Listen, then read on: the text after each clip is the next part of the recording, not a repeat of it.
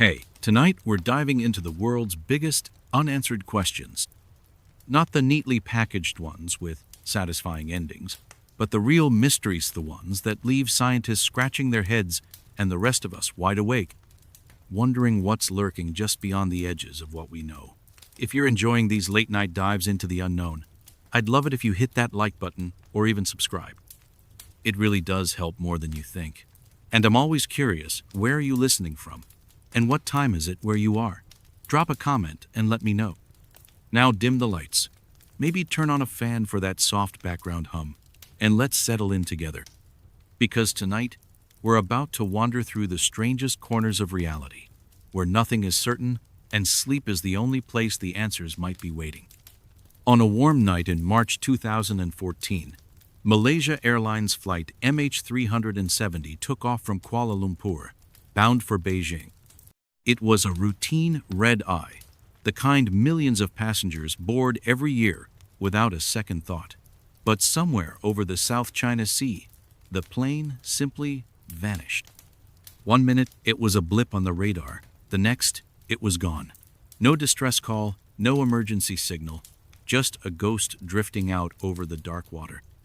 In the days that followed, search teams scoured thousands of square miles of ocean, using ships, planes, satellites, anything that might pierce the vast, silent emptiness, where 239 people simply ceased to exist.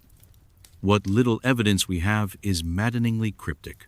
Faint pings picked up by satellites, suggesting the plane turned back across Malaysia, headed south, and flew for hours into the Indian Ocean before disappearing for good. That's where the theories began.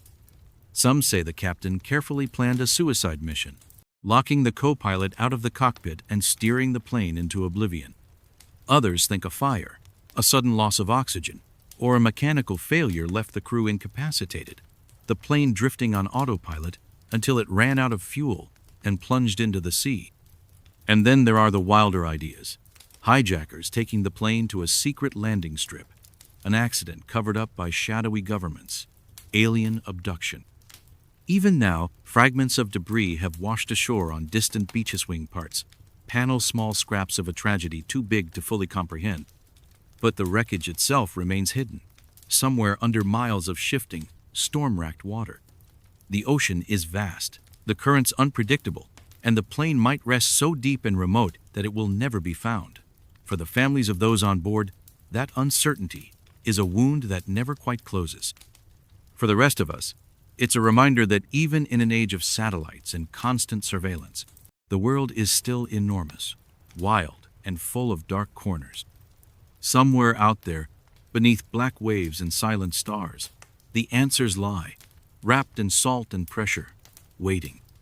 And tonight, as you lie in your bed, soft and warm, you might listen for the faint hiss of the wind outside, the quiet creak of the floorboards, and wonder how something as big as a Boeing 777 can simply vanish, how radar blips can flicker and die, how the world can swallow 100 tons of metal and humanity without a trace. You pull the blanket tighter, comforted by the walls around you, the steady hum of life continuing, while far out there, the sea rolls on, hiding its secrets. Maybe someday the wreckage will be found, the data recorders recovered, the truth finally surfaced from the deep. Or maybe it will remain a ghost story for the modern age of plane that lifted into the sky and simply never came down, leaving us to dream of radar screens blinking softly in the night, forever waiting for a plane that will never return. It was the day before Thanksgiving, 1971, when a man calling himself Dan Cooper walked up to the counter at Portland International Airport, paid cash for a ticket, and boarded Northwest Orient Flight 305 bound for Seattle. He was middle-aged, polite, wearing a dark suit and sunglasses. He ordered a bourbon and soda, lit a cigarette, and then quietly handed a note to the flight attendant. The note said he had a bomb. He wanted $200 in cash, 4 parachutes, and a fuel truck waiting in Seattle to refuel the plane. The crew relayed his demands. The FBI scrambled to gather the money, the parachutes, the fuel. Passengers were told nothing. When the plane landed in Seattle, Cooper let everyone off except the flight crew. The ransom and parachutes were brought aboard, and then he ordered the plane back into the sky, headed south toward Mexico at low altitude and slow speed. Somewhere over the forests of Washington, in the freezing dark, Cooper strapped the money to himself, opened the rear staircase, and leapt into history. No one saw him land. No trace of him was ever found. No parachute, no body, no footprints in the mud below. The money? Most of it vanished too, except for a few stacks discovered years later by a boy digging on the banks of the Columbia River. The bills sodden and rotting, but matching the ransom serial numbers exactly. Theories bloomed like weeds.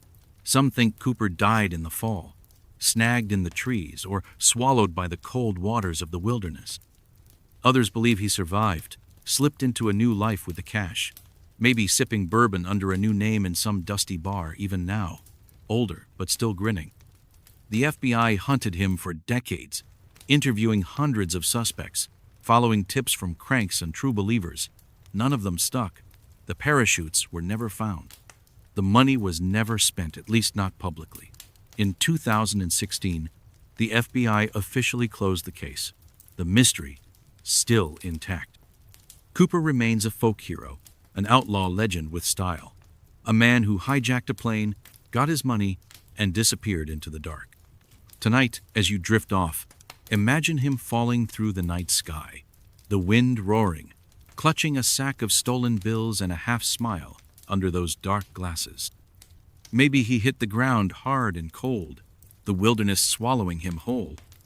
Or maybe he walked out of the forest at dawn, damp and bruised but alive, hitching a ride to nowhere in particular, a ghost with a drink in his hand and no regrets. Somewhere out there, the forest hums with night sounds, and the river keeps rolling past, hiding old bills and older secrets beneath its shifting sands. And maybe, just maybe, DB, Cooper is still out there too, waiting for the world to stop looking so he can finally exhale, raise a glass, and toast the greatest vanishing act of the modern age.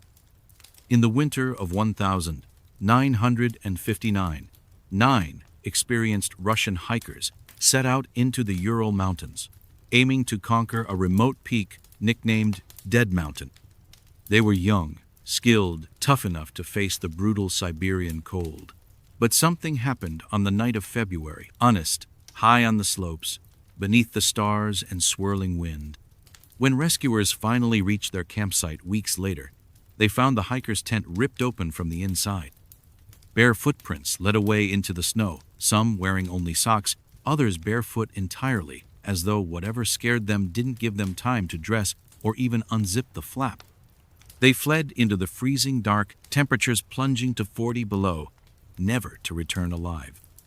Searchers found bodies scattered in the forest, some with broken bones, others with missing eyes and tongues, their skin tinged an eerie orange. Theories bloomed immediately.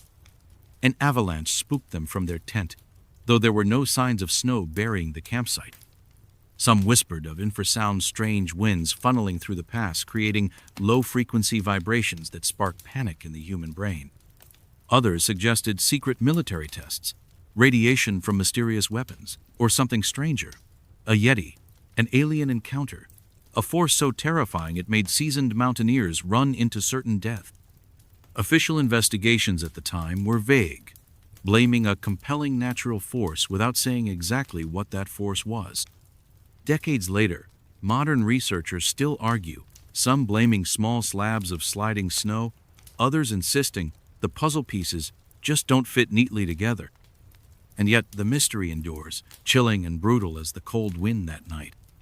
9 young people, strong and smiling in the photos they left behind, vanished into the dark, their final moments tangled forever in snow and speculation.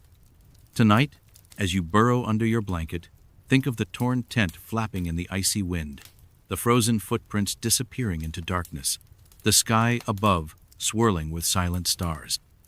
Whatever they saw or heard that night, whatever sent them running into the frozen forest, remains out there still, hiding in the empty white wilderness, waiting.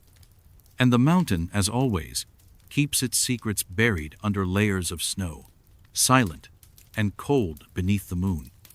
It was December honest, 1948, when a couple strolling along Somerton Beach near Adelaide, Australia, found the body of a well-dressed man lying in the sand. He was propped against the seawall, legs outstretched, a half-smoked cigarette resting on his collar. He looked calm, almost asleep, except he was dead. Authorities couldn't identify him. He carried no wallet, no ID, no labels in his clothes-vary tag, carefully cut out. His pockets held mundane items: gum, cigarettes, matches, a comb. But in the tiny pocket of his trousers, they discovered something strange. A scrap of paper torn from a book, printed with 2 words in Persian: Tamam shud, finished. Later, police found the book the scrap came from hidden in a stranger's car nearby. Inside the back cover was a series of jumbled letters, what looked like a code and a phone number, linked to a local nurse who claimed to know nothing. The man had no signs of violence, no obvious cause of death, just a curious lack of identification and a mystery that deepened with every test. Poison was suspected, but never proven. The code remains unsolved. Decades later, new forensic examinations have given us DNA hints and digital reconstructions of his face, but no answers. Who was he? A spy, drifting through the quiet paranoia of the early Cold War? A jilted lover? A traveler who chose his final destination carefully, with one last cigarette and a cryptic farewell tucked in his pocket? Tonight, as you curl under the covers, you might imagine him standing alone in the dawn, the waves crashing softly at his feet, his suit immaculate, his eyes fixed on something far away. No footprints behind him, no story left behind, just the sea and the wind and the whisper of Tamam shud, finished. But really, the story has never ended. It just waits, silent and unsolved, under the soft hum of the night. In the late 1960s, the Zodiac Killer terrorized Northern California, sending taunting letters and cryptic ciphers to newspapers while claiming responsibility for a string of brutal murders. He signed his notes with a distinctive crosshair symbol, bragged about crimes, threatened more violence, and slipped into the shadows before anyone could catch him. Some of his ciphers were cracked quickly, revealing rambling, eerie boasts. But one, known as the 340 cipher, remained unsolved for over 50 years, a jumble of strange symbols and letters that seemed to mock every effort to decode it. The Zodiac promised that his real identity was hidden in his messages, daring police and amateur sleuths to find him. Decades passed. Suspects were named and discarded. The letters stopped. The killer vanished, leaving behind headlines, fear, and an enduring puzzle. Then in 2020, a team of amateur codebreakers finally cracked the 340 cipher. It didn't reveal his name, just more taunts claims he wasn't afraid of death, that he was enjoying his afterlife, laughing at the world's attempts to catch him. It was like the Zodiac reached out from history, one last time, to say, "You still don't know me." His identity remains a mystery. His final cipher didn't close the case, it just deepened the enigma, a reminder that sometimes monsters slip away, and sometimes the answers we seek aren't answers at all, just more shadows. Tonight, as you drift off, imagine him hunched over a table under a flickering lamp, drawing symbols with steady, practiced hands, smiling faintly at the thought of future generations, leaning over their own desks, trying to find the man behind the mask. You might feel a chill in the dark, but don't worry. He's probably long gone now, just another ghost in the archives, his laughter echoing softly through unsolved pages, forever just out of reach. On August 15th, 1977, astronomer Jerry Eman was scanning data from Ohio State University's Big Ear radio telescope when he saw something strange. A burst of radio energy, narrow and precise, exactly the kind of signal scientists hoped to find if someone out there was trying to get our attention. It lasted 72 seconds, then it was gone. Eamon circled the numbers on the printout and scribbled one word in the margin: "Wow." The wow signal has puzzled scientists ever since. It came from the direction of the constellation Sagittarius, but no star or planet nearby could explain it. It wasn't a satellite, a plane, or Earth-based interference at least. no one's been able to prove it. They pointed the telescope back toward the same spot, again and again, hoping to catch another whisper from the stars. Nothing. For decades, the wow signal has been our best hint that we might not be alone. A cosmic prank call from a distant civilization, or maybe just a quirk of physics we haven't yet unraveled. Some believe it was aliens, reaching out just once, maybe by accident. Others think it was a reflection of a signal from Earth, a glitch, a bit of stray space noise. But there's something deeply soothing about imagining that brief, bright pulse as a lonely hello in the dark. A reminder that the universe is vast, strange, and maybe more crowded than it looks. Tonight, as you settle under the blankets, you can almost hear that signal yourself, a faint hum, drifting across billions of miles, vanishing into the quiet. Whatever it was, it left us with only the simplest message: wow. And really, what better way to describe the endless, mysterious night sky above us? In 1587, more than 100 English settlers arrived on Roanoke Island, off the coast of what is now North Carolina, hoping to build a new life in the New World. They established a small colony under the leadership of John White, who returned to England soon after to gather supplies. When he finally made it back 3 years later, the colony was gone, completely.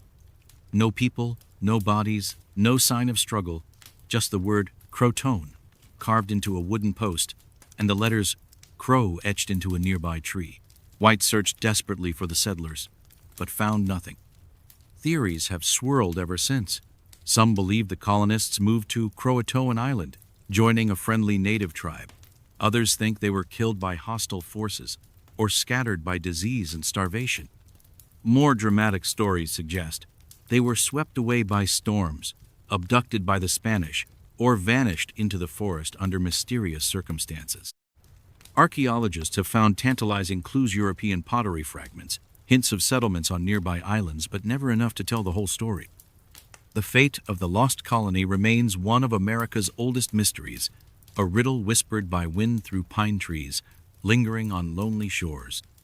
As you drift towards sleep tonight, imagine the quiet clearing, the half-built houses swallowed by vines, the strange hush as the last footprints faded into the forest. Somewhere out there, under centuries of soil and tangled roots, the truth still waits, just beyond the edge of our dreams, carrying with it the faint echo of a single carved word: Croton. In 2013, guests at the Cecil Hotel in Los Angeles began to complain about the water. It was discolored, tasted strange, and the pressure was low.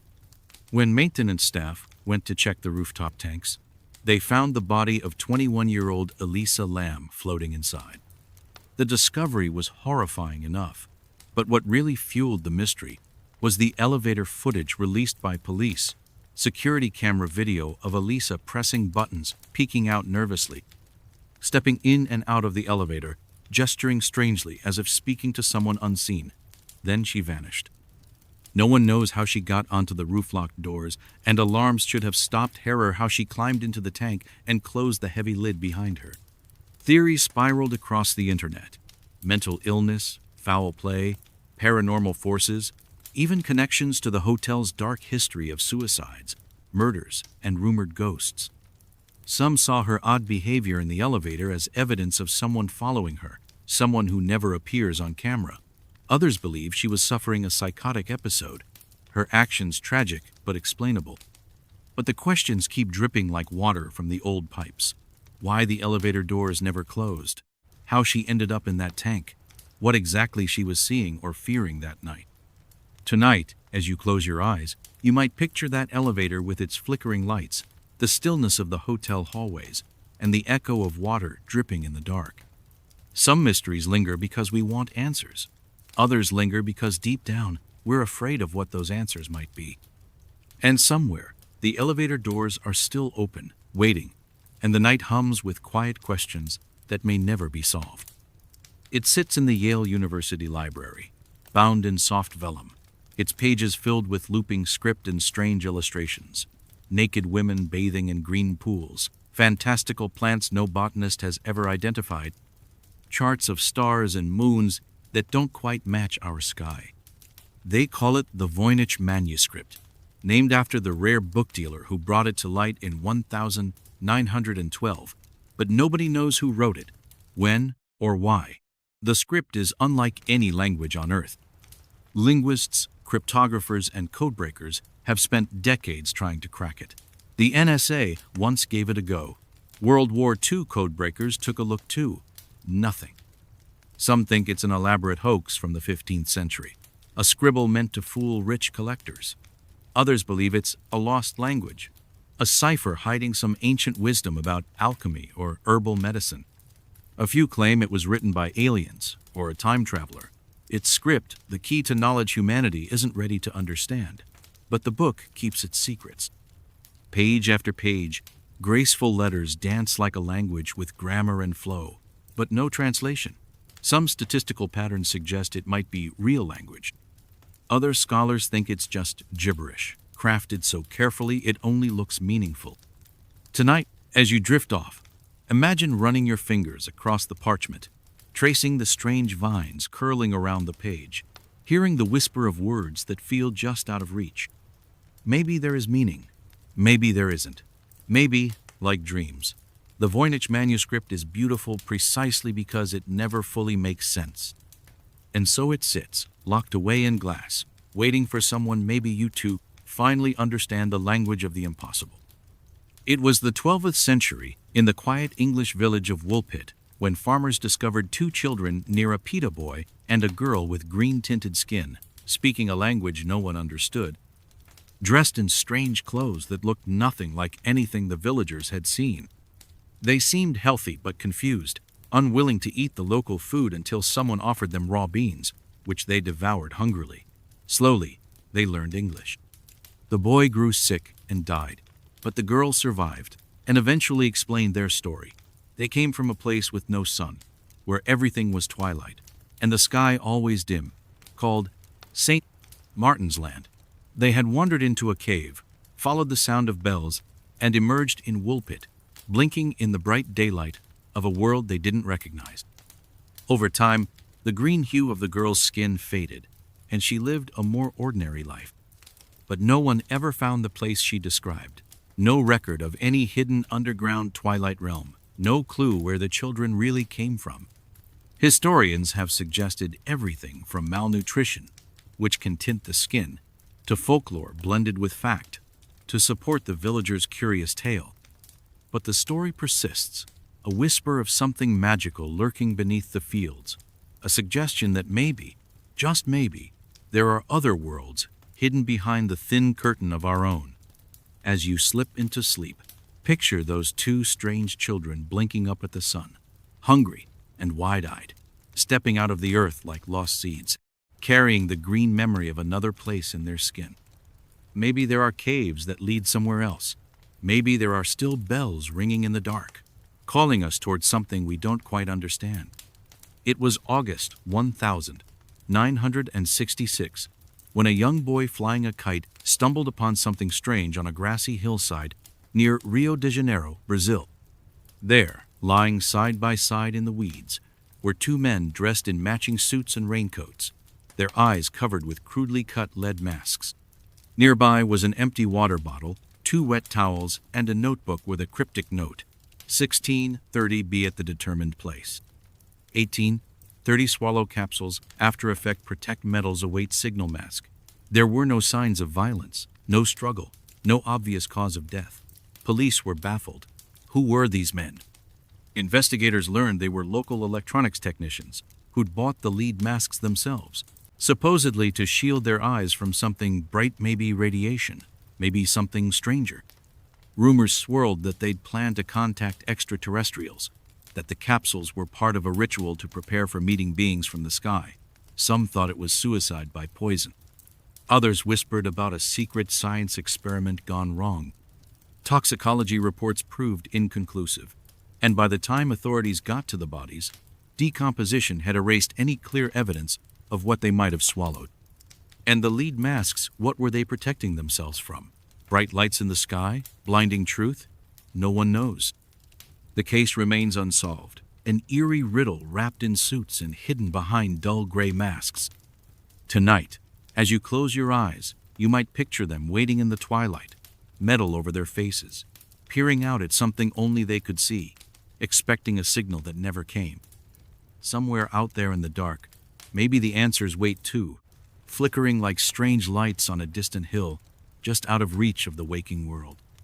It was November 2020, 1987, when Chicago television viewers suddenly witnessed something bizarre.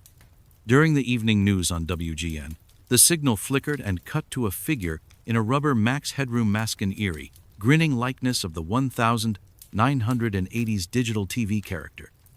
There was no sound except a buzzing hum, and after about 20 seconds, the broadcast returned to normal, confused anchors apologizing. But that wasn't the end. A few hours later, during an episode of Doctor Who on PBS station WTTW, the hijacker struck again. This time, the masked figure wobbled and danced in front of a moving background of swaying lines, babbling in a distorted voice about sports, Coke commercials, and dirty gloves, before a woman's hand appeared to spank him with a fly swatter. Then the signal cut, and the show resumed. Despite the FCC and FBI investigating, no one has ever figured out who did it or how they managed to hijack two major stations, a feat requiring serious technical skill. Some think it was just pranksters with a powerful transmitter hidden somewhere in the city. Others speculate it was a rogue engineer with a twisted sense of humor. The masked figure never returned. Theories abound, but answers never came. Tonight, as you settle into the dark, imagine the static flickering, the mask hovering in the glow of the screen, a voice buzzing with nonsense and laughter. Whoever they were, they stepped out of nowhere, left chaos and confusion, and slipped back into the night, leaving behind one of television's strangest unsolved mysteries, a glitch that felt like a ghost brushing past the signal, gone as quickly as it came. In the quiet desert town of Taos, New Mexico, a strange sound drifts through the air, a low, persistent hum that only some people can hear. It's been described as a faint rumble, like a distant diesel engine idling just out of sight, a noise that never quite stops. First reported widely in the early 1990s, the Taos hum has baffled scientists, annoyed residents, and sparked every theory imaginable. Engineers set up sensitive microphones and equipment, but often detected nothing unusual. Some suspect subtle industrial noise carried on the wind. Others blame electrical grids, secret military experiments, or seismic vibrations deep in the earth. Then there are those who think the hum is something strange, a global phenomenon linked to shifts in the planet's magnetic field, or even a signal meant for our ears alone, an otherworldly whisper in the desert night. But despite years of study, no one has found a definitive source. What makes it even stranger is that not everyone hears it. For those who do, it can be maddening, haunting their sleep, rattling their nerves in the hush of the night. For others, the world remains silent, the desert still and serene. As you close your eyes tonight, imagine the sand cooling beneath the moon, the mesas rising dark and ancient against the stars, and somewhere, the low hum vibrating softly, like the earth itself breathing in the dark. A lullaby, or a warning, or maybe just the sound of a small town murmuring itself gently to sleep. In April 1943, 4 boys searching for bird nests near Hagley Wood in England stumbled upon something strange, the hollow trunk of a wych elm tree containing a human skull. Police later uncovered an entire skeleton crammed inside, with scraps of clothing, a gold wedding ring, and a mouth stuffed with tattered cloth. The woman had been dead for at least a year, maybe longer. But who was she? No missing person reports matched. Wartime England was chaotic, records spotty, and leads went nowhere. Then graffiti began to appear, scrawled in chalk on walls across the region. Who put Bella in the wych elm? The message popped up again and again, as if someone knew more than they were saying. Theories blossomed like dark flowers. Some believed she was a witch, sacrificed in an old ritual. Others thought she was a spy, executed and hidden by a network of foreign agents operating in secret during the war. A local singer claimed her ex-boyfriend confessed to the crime, but nothing was proven. Decades later, historians, armchair detectives, and occult enthusiasts still puzzle over Bella's identity, haunted by those cryptic chalked words. As you drift off tonight, picture the silent woods, the twisting branches of the witch elm, the dark hollow at its heart, holding the secret of a woman whose name we still don't truly know. Maybe the graffiti was a clue. Maybe it was just someone stirring the pot. But the question remains, echoing in the quiet. Who put Bella in the witch elm? It started in 2007 when a lone sneaker washed up on a beach near Vancouver, British Columbia. Inside was a human foot, severed cleanly at the ankle. Then another appeared, and another, scattered along the coastlines of the Pacific Northwest, tucked into running shoes or hiking boots, feet still wearing their socks, drifting in on the tide.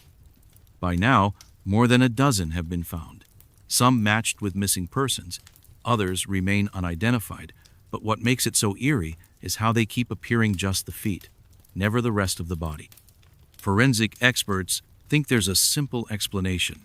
Modern shoes are buoyant, designed with foam and lightweight materials that allow severed feet to float away from decomposing bodies lost in the cold sea. As the ankles rot, the feet detach and drift free, eventually landing on shore like grisly messages in a bottle. But others see something more sinister: serial killers, organ traffickers, or dark forces lurking in the gray water off the coast. Each new discovery fuels fresh theories, online threads, and hushed conversations in seaside towns. Why here? Why feet? Why always in sneakers? Tonight, as you settle under the blankets, imagine the waves lapping against lonely beaches, the hush of fog rolling over the shore, and the quiet shuffle of something bobbing in the surf, carrying pieces of a story that never quite adds up. Maybe the sea is trying to return something we lost. Maybe it's just the ocean, doing what it always does, holding secrets until it's ready to let them go. On the morning of June 30th, 1908, a blinding flash lit up the sky over Siberia. Moments later, an enormous explosion ripped through the air with the force of 10 Hiroshima bombs, flattening 80 million trees across 800 square miles of remote forest near the Tunguska River. Witnesses dozens of miles away were knocked from their feet, their windows shattered. For days afterward, the night sky glowed strangely across Europe and Asia.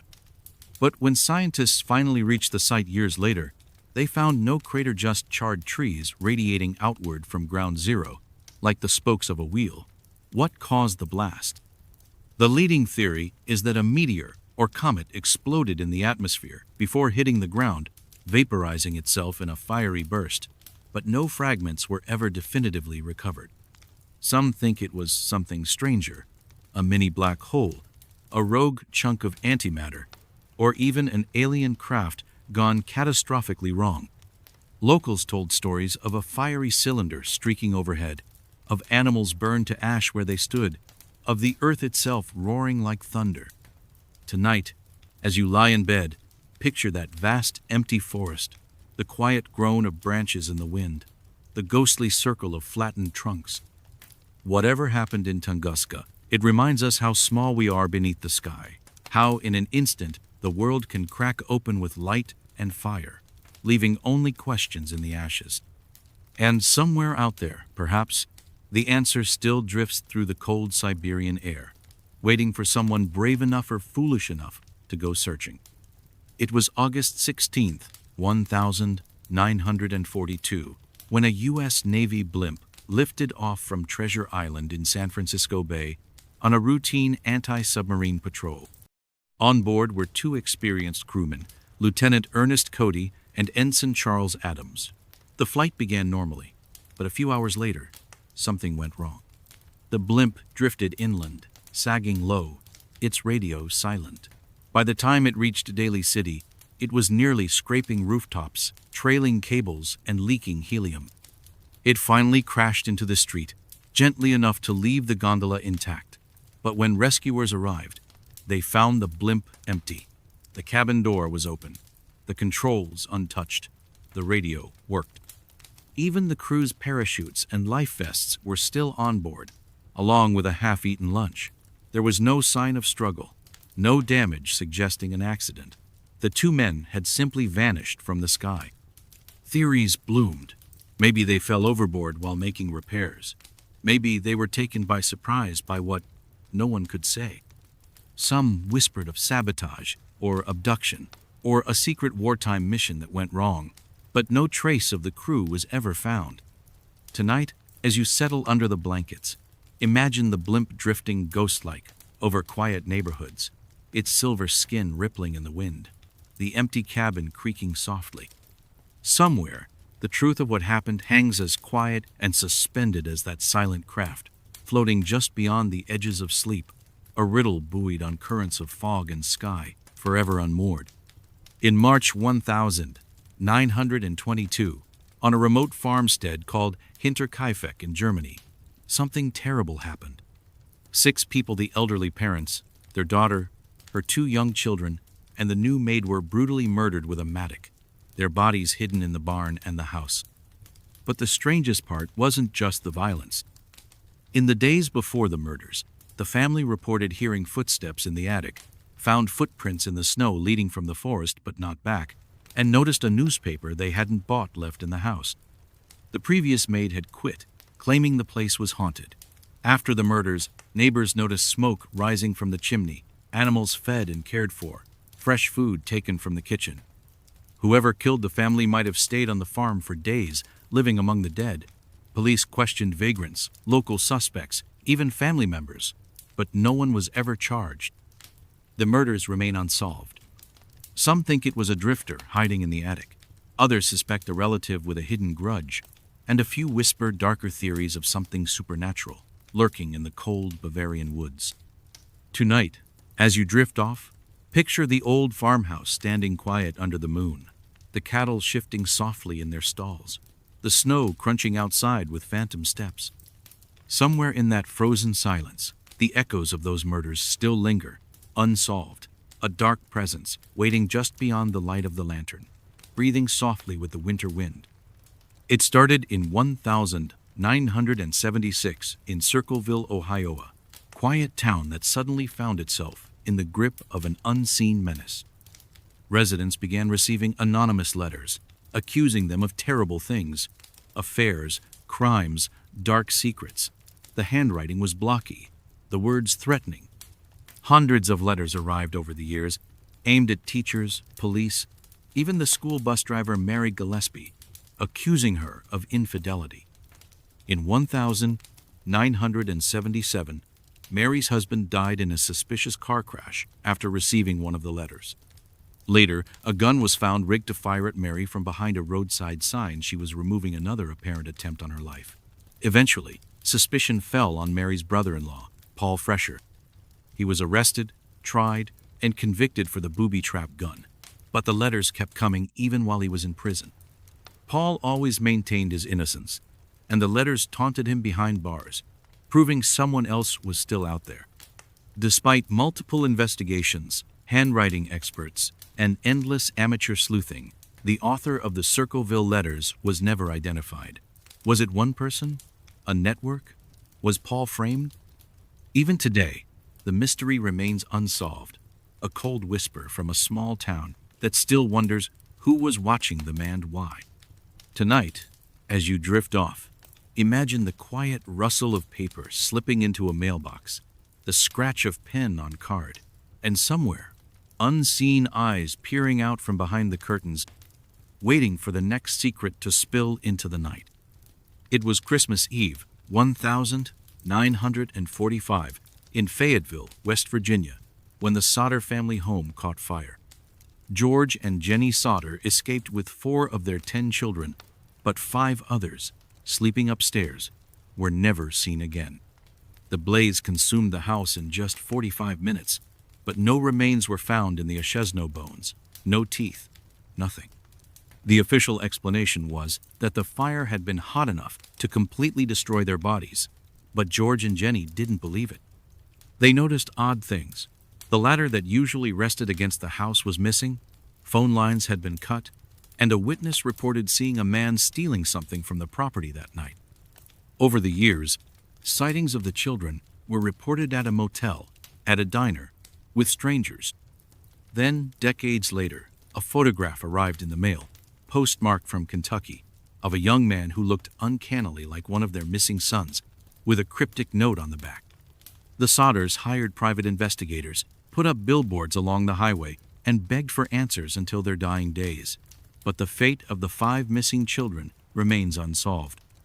Tonight, as you close your eyes, picture the snow falling softly over the burned-out ruins, the cold wind carrying whispers of laughter, the ghostly flicker of light in the woods. Somewhere out there, perhaps, the rest of the story lies hidden wrapped in shadow, waiting for someone brave enough to find the truth. You've probably heard of it, that weird feeling when you remember something clearly, but the world insists you're wrong. The Berenstain Bears versus Berenstain Bears. The Monopoly Man with or without a monocle. But the Mandela effect goes deeper, stranger, as if our entire universe is sleep-deprived and glitching at the seams. Named after Nelson Mandela, who many swore died in prison in the 1980 except he didn't it, describes the unsettling moments when masses of people remember history differently. Movie lines that never existed, countries drawn differently on maps, famous deaths that didn't happen, or happened again. Some say it's proof we're sliding between alternate timelines, bumping into other versions of reality as we drift off to sleep. Others chalk it up to the frailty of human memory, our brains stitching together false recollections like dream fragments. But deep down, it's comforting in a weird way. A reminder that reality isn't always fixed, that maybe the universe has soft edges, just like the blurry space between awake and dreaming. Tonight, as you close your eyes, let those little contradictions soothe youth half-remembered song lyric, the brand logo that never looked quite right. Maybe, in another world, you're sleeping in a different bed, with a different history. Or maybe you're exactly where you're meant to be, tucked safely in this timeline, no monocle in sight. In the Scottish countryside, near the old stone Overtoun Bridge, something eerie has been happening for decades. Dogs, usually large breeds, like Labradors, approach the bridge, leap over the parapet, and fall to their deaths on the rocks below. Locals say it happens on clear days, when the dogs seem otherwise calm and happy. Some have even survived the fall, only to climb back up and jump again. Over 50 dogs have died this way, and no one knows why. Paranormal enthusiasts claim the bridge is cursed, built on haunted ground where grief and tragedy linger. Others say dogs are drawn by the scent of small animal smink or squirrels nesting below, and the shape of the bridge walls confuses them, making them think they're chasing prey across solid ground. Scientists have studied the bridge, measured angles, cataloged local wildlife, but the deaths continue, slow and random, like some dark lullaby that only dogs can hear. As you drift to sleep tonight, picture the mist curling along the old bridge, paws patting across weathered stone, noses twitching at invisible trails, and something seen or unseen calling softly from below. In the quiet spaces of the night, maybe the answer waits, perched on the rocks beneath, patient as the centuries, whispering just beyond our reach. In 1957, 2 sisters, Joanna and Jacqueline Pollock, died in a car accident in England. Their parents, devastated, prayed for a sign their daughters might somehow return. A year later, the mother gave birth to twin girls, Gillian and Jennifer. As they grew, the twins began to display strange behaviors. They asked for toys that had belonged to their dead sisters, toys they'd never seen. They pointed out landmarks tied to Joanna and Jacqueline, places they supposedly had never visited. Even more unsettling, Jennifer had birthmarks matching Jacqueline's scars exactly. As they grew older, the memories faded, the odd comments stopped, and the twins grew into ordinary girls. But their story became famous among those who believe in reincarnation proof. Some said that souls can return, that loss isn't always final. Skeptics argue it was grieving parents unconsciously guiding the twins, or coincidences magnified by desperate hope. But the mystery lingers, soft and uncanny, like children's laughter echoing from another room. Tonight, as you drift into dreams, imagine small hands reaching out for old toys, familiar and worn, and memories fluttering in the corners of sleepachos of lives lived once and maybe lived again. It starts with a knock late at night. You peek through the curtain and see two children standing there, heads bowed, asking softly to come inside. Their clothes seem old-fashioned, their skin pale, their voices flat and strangely insistent, and their eyes entirely black, with no whites at all. Stories of black-eyed kids have spread across the internet for decades, whispered on forums and recounted in hushed tones. People alone at night, approached by children asking for help, a phone, a ride always needing permission to enter. Something about them feels wrong, like actors in a play that doesn't quite fit, their words oddly formal, their smiles cold. Some say letting them in invites disaster, sickness, or worse. Others think they're urban legend born from late-night paranoia, a modern twist on old vampire folklore. But still, the tales keep coming. The knock at the door, the soft voice in the dark, the polite request that sends chills through your bones. Tonight, as you turn out the lights, you might hear a gentle tapping outside your window. Don't worry, it's probably just the wind. Probably. Deep in the rolling hills of southeastern Turkey lies Göbekli Tepe, a series of massive stone circles carved with animals and strange symbols, dating back nearly 12,000 years, thousands of years older than the pyramids, Stonehenge, or any known civilization.